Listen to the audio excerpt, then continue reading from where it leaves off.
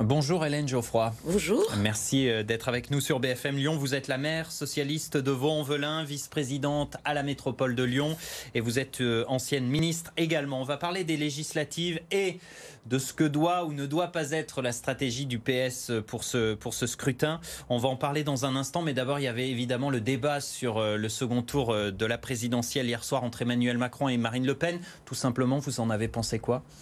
C'est un débat, je pense, qui a permis d'illustrer les différences de fond entre un camp républicain et un camp, celui d'Emmanuel Macron, et un camp qui est celui de la division des Français, qui est celui de Marine Le Pen. Et pour la maire de Vaux-en-Velin que je suis, ça ne peut être qu'extrêmement préoccupant de voir une candidate affirmer avec autant d'assurance un changement de constitution pour une priorité nationale, une capacité à classer les Français en réalité selon leurs histoires personnelles, à les catégoriser. Et ça, c'est la division. Et évidemment, je ne peux être que contre. Et c'est pour ça que je voterai sans réserve Emmanuel Macron. On rappelle que le Parti socialiste appelle à voter dimanche en faveur d'Emmanuel Macron. Et effectivement, toujours sur la présidentielle, on est à presque 2 semaines du premier tour.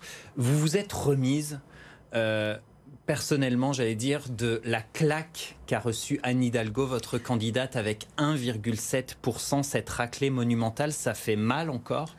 Bien sûr qu'on doit, on doit en tirer des leçons. Bien sûr que ce score si faible doit nous interroger, nous les socialistes, alors qu'il y a encore 5 ans, nous gérions le pays, alors que nous gérons encore des grandes villes, des départements, des régions, des villes, plusieurs communes en France.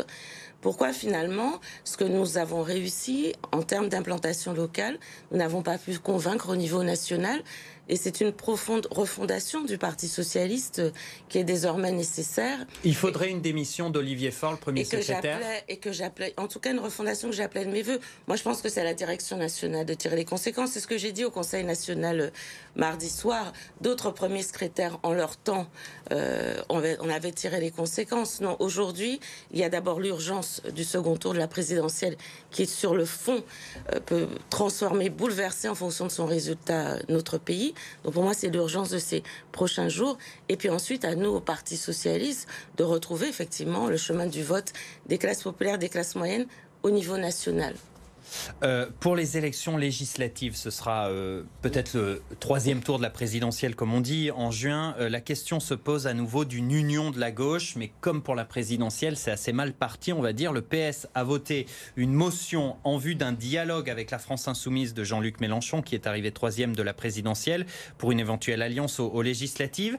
Mais le PS est divisé. Vous, par exemple, vous refusez une alliance avec la France insoumise. Pourquoi vous êtes farouchement contre cette idée? Moi, j'ai voté contre la proposition de résolution du premier secrétaire. D'ailleurs, nous avons été nombreux à voter contre, parce qu'en réalité, ce n'est pas une discussion qui est proposée par le premier secrétaire, c'est la poursuite de la stratégie de l'effacement. Vous savez, je suis responsable du courant minoritaire au PS sur cette ligne-là, qui est de dire qui sommes-nous, que pouvons-nous apporter au pays. Demain, ce que nous demande Jean-Luc Mélenchon, il l'a dit clairement, c'est de prendre le programme de l'Union populaire, les couleurs de l'Union populaire, bref, de dire que nous devenons la France insoumise. C'est pas une alliance, c'est pas un accord programmatique, c'est une reddition. Moi, ce que j'ai proposé, c'est que nous travaillions avec nos partenaires traditionnels, les Verts, le Parti radical de gauche, le Parti communiste français, sur un programme, parce que quand on va aux élections législatives, on y va avec des idées, valeurs. Nous avons de profonds désaccords avec ce que porte la France insoumise. Et aujourd'hui, notre parti est divisé. Depuis cette résolution adoptée par une partie seulement du Conseil national, des militants démissionnent. Le Parti socialiste est divisé, la gauche est divisée. Donc pour les législatives, si on vous écoute, on s'achemine vers le même scénario que la présidentielle, c'est-à-dire une défaite, car une désunion.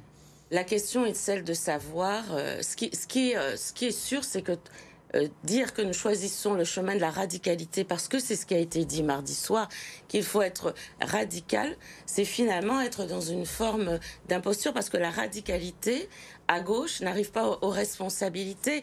Moi, vous savez, j'ai vu beaucoup de jeunes venir voter dans ma commune.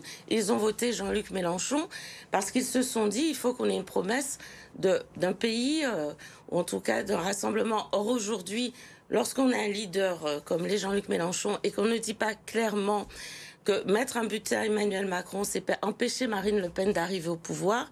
Cela veut dire que nous sommes de nouveau en train de dire que ce n'est pas l'essentiel.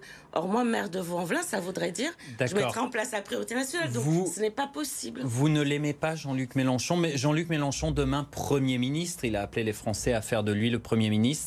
Ça ne vous plairait pas? Cette question n'est pas, c'est pas celle qui va se poser aux législatives. La question ne va pas se poser assez aux législatives. Jean-Luc Mélenchon s'est autoproclamé en disant je serai le Premier ministre. La question qui va se poser, c'est sur quelles valeurs et quels contrats et quels projets la gauche voudrait-elle arriver au gouvernement et voudrait-elle gérer le pays? Quel est son projet européen? Quel est son projet pour les classes populaires, pour les quartiers populaires? Et c'est sur cette question-là, sur nos valeurs et nos principes, que l'on discute. Donc, sinon, on se renie. Voilà, on se renie, mais et on s'efface, ça veut dire disparaît. surtout que si on ne fait pas de compromis, il n'y a jamais d'union possible. Mais le compromis, ça veut dire qu'on discute. Mais Jean-Luc Mélenchon ne propose pas de compromis. Il nous dit rejoignez la bannière de l'Union populaire. Ça n'appelle pas ça une discussion de compromis. Mais c'est son droit. Et c'est le nôtre aussi de dire voilà les conditions dans lesquelles nous travaillons et ce pourquoi nous voulons nous battre. Ça veut dire, Hélène Geoffroy, chez nous dans le Rhône, le PS a déjà désigné ses 14 délégués pour les 14 circonscriptions pour les législatives à venir. Des délégués qui attendent maintenant d'être officiellement investis en fonction de l'union ou de la désunion. Vous souhaitez qu'il y ait 14 candidats PS dans les 14 circonscriptions du Rhône, c'est ce que vous nous dites? Moi, ce que j'ai dit, c'est que ce que j'ai proposé en tout cas mardi soir au Conseil national du PS, c'est que nous discutions avec nos alliés de gauche sur un contrat de gouvernement. C'est ça la discussion nationale. Et puis que nous ayons les discussions sur nos territoires, parce qu'il y a aussi les réalités des territoires. Et moi, ce que je vois aujourd'hui, très rapidement. Oui, ce qui est sûr aujourd'hui, c'est que le PS est en train de traverser une crise profonde. La première liée évidemment à notre score à l'élection présidentielle, ce que nous pouvons regretter malgré le courage d'Anne Hidalgo. Et puis le deuxième sujet, c'est que nous traversons une crise profonde avec cet effacement qui est en train de programmer Olivier Faure. Et aujourd'hui, à bas bruit, des militants sont en train de démissionner, des militants au Parti socialiste quasiment depuis le congrès d'Épinay.